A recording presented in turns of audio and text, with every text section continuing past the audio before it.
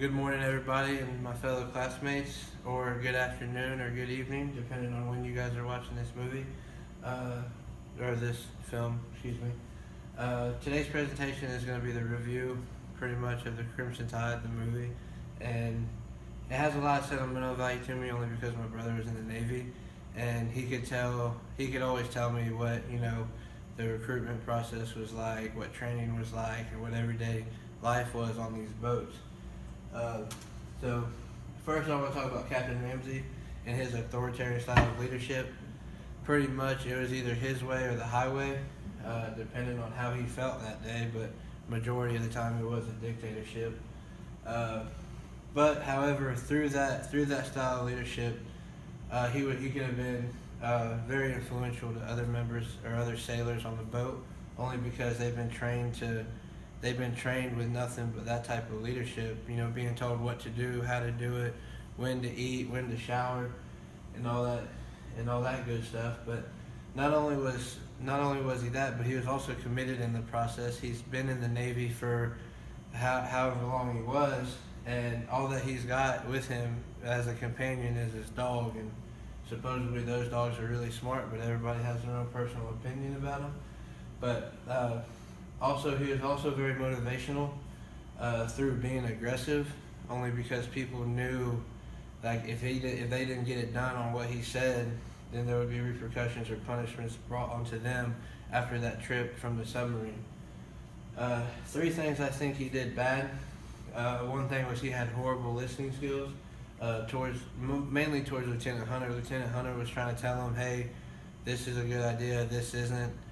We should wait on the rest of the message to come through when it was a half message. He wasn't very much of a good listener. He also scared a bunch of people. He used vulgar language. Back in the day on them boats, that was pretty much the normal. But vulgar language and, threatening positions or threatening repercussions based on something that if you didn't do his order. He also had really poor communication skills on telling the overall vision. So if you guys remember in the movie, they were on the boat and he got on the microphone and basically said, our mission is to be there and be ready to launch a nuke when the message comes through. He really didn't understand. He didn't really understand it'd be a good idea to tell the crew, hey, I don't know how you guys feel about this or what should we do about this, but he could have worked on that a lot more. But which on the opposite end of the spectrum is Lieutenant Commander Hunter. He was participated in transformational. He had those two styles of leadership, which I think was great.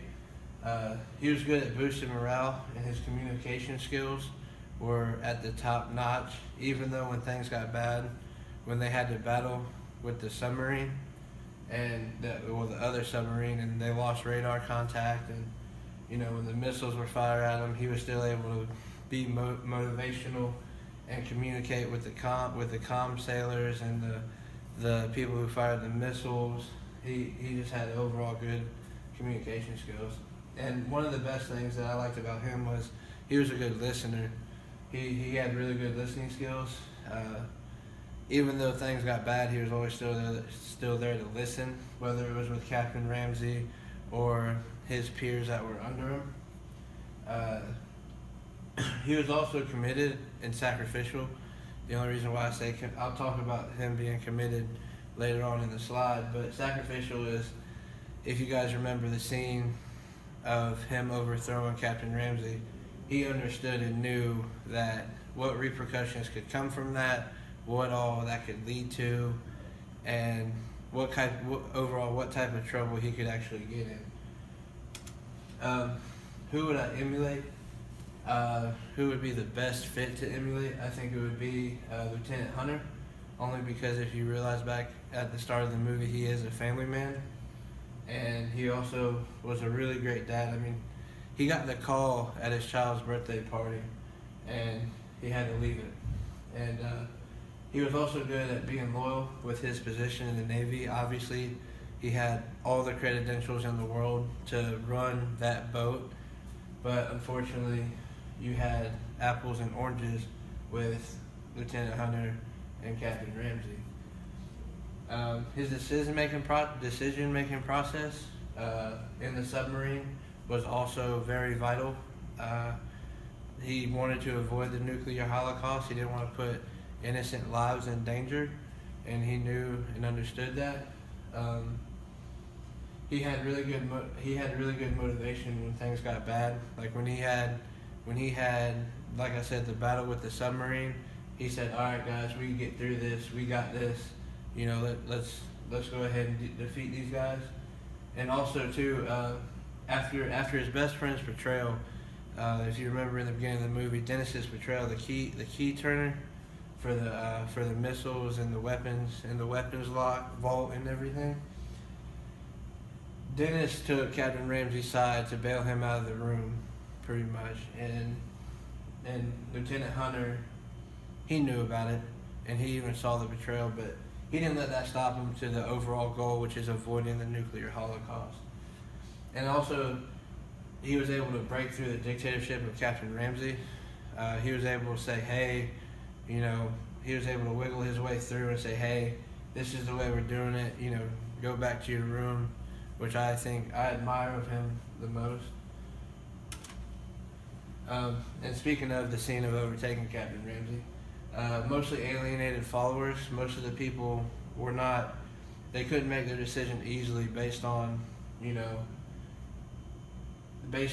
they wanted to follow. They had to actually listen to the circumstances, listen to, the moment of time that it was.